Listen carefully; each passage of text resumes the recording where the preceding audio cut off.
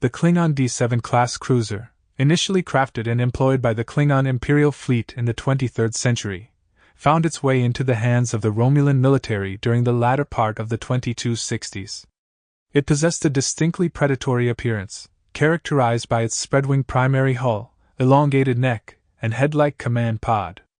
In the late 2260s, when adopted by the Romulan military, some variants displayed a large bird of prey design painted on the hull, akin to the one found on the bird of prey vessel, while others sported red and yellow feather-like detailing on the upper wing and nacelle pylon.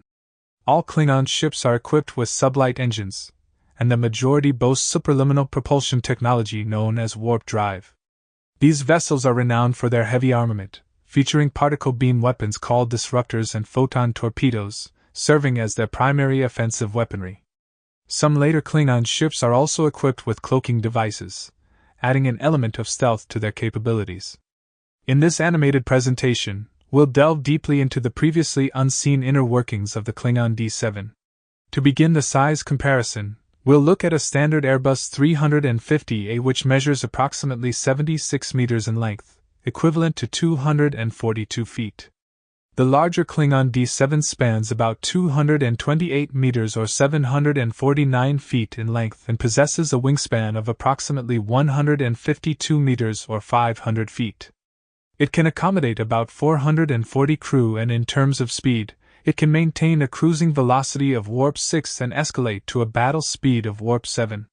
For weaponry, it's equipped with 9 phaser banks and 2 disruptor banks. When juxtaposed with the original Enterprise, the larger Federation vessel measures approximately 288 meters or 947 feet in length. At the forefront of the vessel, the primary hull takes its stance, encompassing a crucial life support infrastructure within. Atop this hull, the bridge module stands tall, overseeing the expanse. Between the commanding primary hull and the engineering hull, an access boom extends, its purpose twofold: to host cooling conduits and provide a pathway for entry. The upper echelons of the craft proudly bear the emergency reactor cooling vanes, a stalwart defense adjacent to the deflector grid. In the aft quarter, the impulsion engine cooling vanes remain vigilant, ensuring optimal performance. Disruptor banks stand poised, their potential at the ready, while the main propulsion unit propels the ship's forward motion. Along the wings, an intricate network of intake vents awaits, designed to gather interstellar gases and minute particles. On the opposing underside of the primary hull rests the paramount reconnaissance sensor, flanked by 3 primary phaser banks, underscoring the ship's offensive capability. All Klingon ships are equipped with sublight engines, and the majority boast a warp drive system. These vessels are renowned for their heavy armament, featuring particle beam weapons called disruptors and photon torpedoes, serving as their primary offensive weaponry.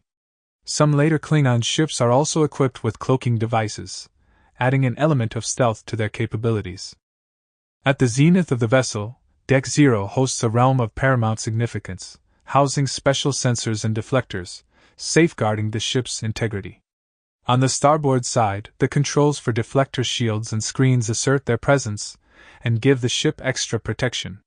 Merging functionality, search sensors, and deflectors harmonize to extend the ship's awareness and preemptive capabilities. On the port side, a dedicated station for special navigation sensors refines the ship's course plotting. Toward the aft, the reliable turbolift stands ready to facilitate rapid movement. Deck 1, or the main bridge, though not expansive, holds immense purpose with its well-defined components. A compact yet efficient communications room stands ready to relay orders and messages across the ship's expanse. Dominating the space is the commanding seat, positioned boldly at the center, a testament to the captain's authoritative presence. A room exclusively for navigational charts is ready on the port side for strategic plotting, while on the starboard side, there's a versatile utility room. Toward the rear, you'll find several restrooms. Nestled directly beneath the main bridge, Deck 2 serves as a hub of advanced medical facilities on the Klingon vessel. Here, the crew's health and well-being take center stage with an array of specialized laboratories. The biochemical lab hums with intricate research, while the dentist's office offers oral care tailored to warriors' needs. A dedicated medical research lab stands as a testament to the ship's commitment to scientific exploration. Notably, The emergency life support systems for the bridge are housed here, ready to sustain the crew in critical moments. To enhance efficiency, each workspace is thoughtfully furnished with a gangway, ensuring swift movement. Deck 3 of the Klingon vessel houses the essential sick bay, a realm of healing and care for the crew. Starting on the starboard side, the officers' lounge offers a space for relaxation and camaraderie. Next to the lounge is the intensive care unit, which is primed to offer the highest level of medical attention. A general laboratory awaits scientific inquiries, while doctors' offices stand ready for consultations. Progressing towards the front, the chief surgeon's office commands respect, overseeing the medical domain. Right beside, the chief surgeon's personal laboratory refines medical prowess. At the center lies the nurse's station, a pivotal hub for coordination and patient care. The medical lab's cutting-edge equipment supports precise analyses, while the adjacent recovery ward aids crew members' recuperation. A private bathroom adds convenience, and an operating room stands poised for urgent procedures. Towards the aft, the ship's vital computer systems reside, orchestrating the vessel's operations. On Deck 5, you will find a designated area for food preparation, conveniently located near the back.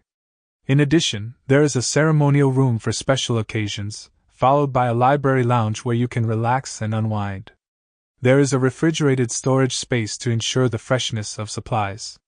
In the event of emergencies, there's a standard gas storage area.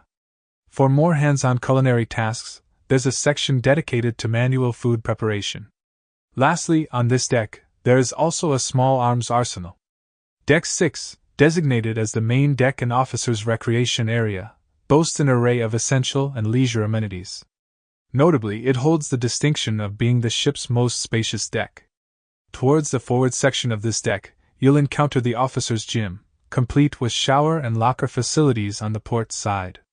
Adjacent to this area is an inspirational media room, outfitted with a control booth and viewing screen. A weapons proficiency range is available for training purposes with the jungle tactics room adjacent to it. Positioned at the heart of the deck is the emergency bridge, complemented by a chart room. On the access boom is where the water storage area is situated. Below the access boom is the engineering section.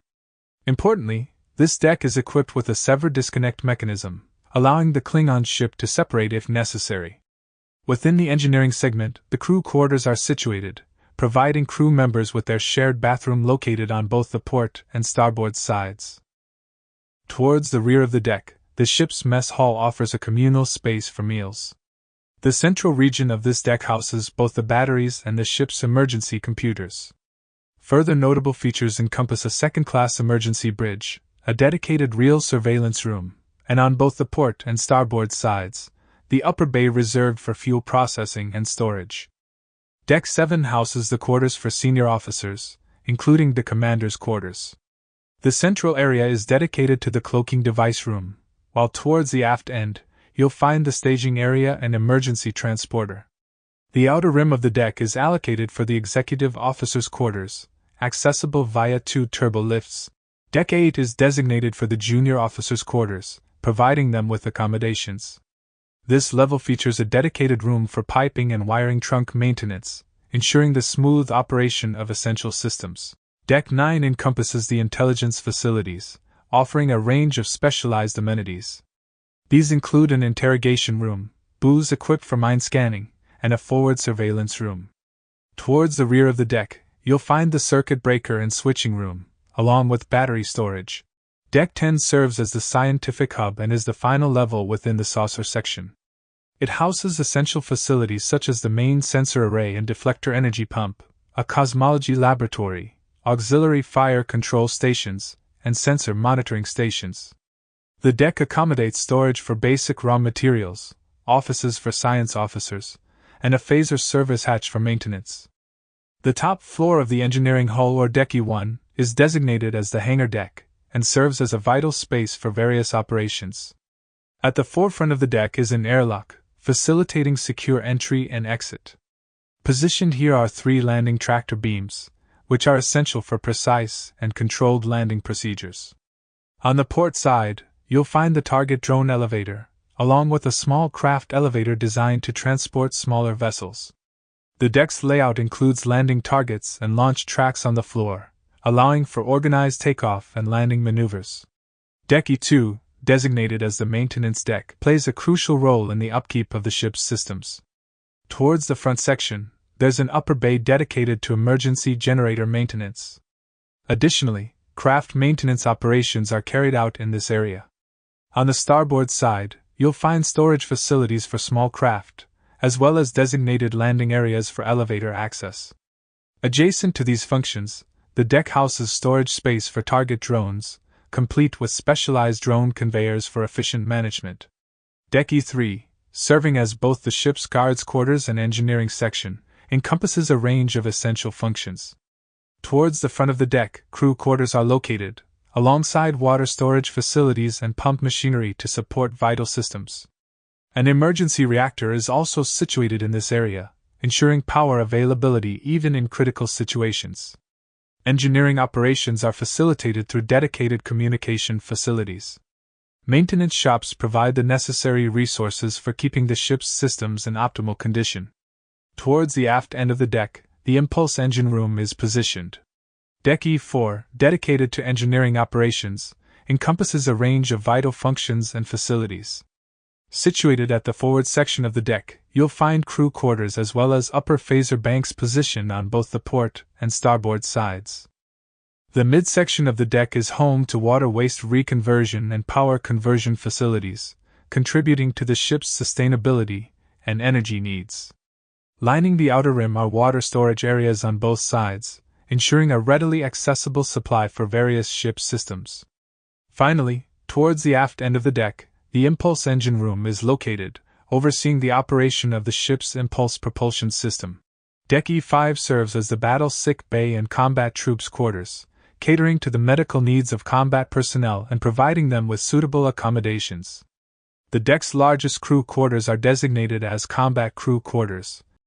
Towards the forward section, essential facilities include freshwater storage, pump machinery for system support, and a series of advanced laboratories, including biology, botany, chemistry, and ion studies. The core of the deck features a well-equipped doctor's office complete with medical supplies and an adjacent operating room. Behind this area is the ICU room, a critical space for intensive medical care. Adjacent to it, the nurse station operates, ensuring efficient patient care. Sanitary needs are met with several bathrooms spread throughout the deck. A dedicated recovery ward and medical lockers are available to support patients' healing. An examining room is available for medical assessments, offering a comprehensive space for evaluations. On both the port and starboard sides, the air conditioning machinery is strategically positioned, serving deck E7 to E9 and providing access to the upper bay. Positioned at the base of the access boom on deck E7, this level houses water storage, a cargo hold, and a galley. Towards the front of the engineering hull, you'll find interrogation rooms and a weapons proficiency chamber. Just behind the weapons area lies the inspirational media room and the ship's laundry facilities. Moving further aft, the crew's gymnasium complete with lockers and showers awaits. Located in the midsection is the transporter room, alongside frozen and refrigerated storage equipped with food fabrication capabilities. Starboard-wise, the security section includes a wardroom, the office of the security chief, a mess room, a visiting area, and the brig. Additionally, an elevator repair shop is available for maintenance needs.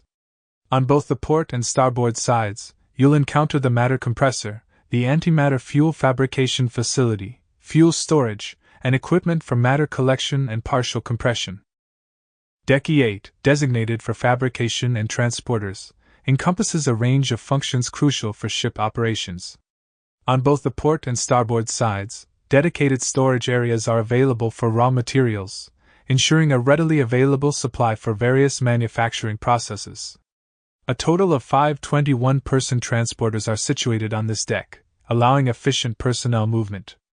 Adjacent to the transporters, a staging area is provided for streamlined operations. Towards the front section, 2 auxiliary fire control stations and phaser banks are positioned, enhancing the ship's defensive capabilities. The deck includes materials reclamation facilities, contributing to sustainability by recycling materials. A waste recovery system for sanitary materials aids in waste management and complements a zone dedicated to metal fabrication. On the starboard side, the organic fabrication section is located, while the port side features both a miscellaneous fabrication area and a large arms arsenal, catering to various ship needs. Concluding the engineering section, or Deck E9, it encompasses comprehensive cargo and storage facilities, complete with advanced cargo transporters that facilitate swift and efficient goods transportation. The deck is equipped with dedicated storage areas designed for raw materials, ensuring a readily accessible reservoir to meet diverse operational needs. Crafted in 1975, the blueprint of the Klingon D7 ship embodies a design that now appears somewhat antiquated in contrast to contemporary technological standards. The creative hand drawing of Michael McMaster brought this plan to life. While I had anticipated a more exotic manifestation of alien technology and ship arrangement, intriguingly, numerous aspects of the design resonate with the schematic of the original 1701 Enterprise, given that both were conceptualized by a similar team. Curiously, this vessel lacks the inclusion of an escape pod and a profusion of recreational spaces, diverging from the blueprint of the original Enterprise. The core of its engineering framework assumes a rather fundamental form. Nevertheless, the team exhibited a penchant for intriguing design selections that shaped the ship's overall layout. However, still, the team made many interesting design choices for the ship's overall design layout. One must acknowledge the significant attention to detail and the pronounced emphasis placed on interior design layout back in 1975, especially when juxtaposed with the designs of today's ships. So, what are your thoughts on the Klingon D7 overall ship design? Let me know your thoughts in the comments section below. Thanks for watching, and I will see you next time.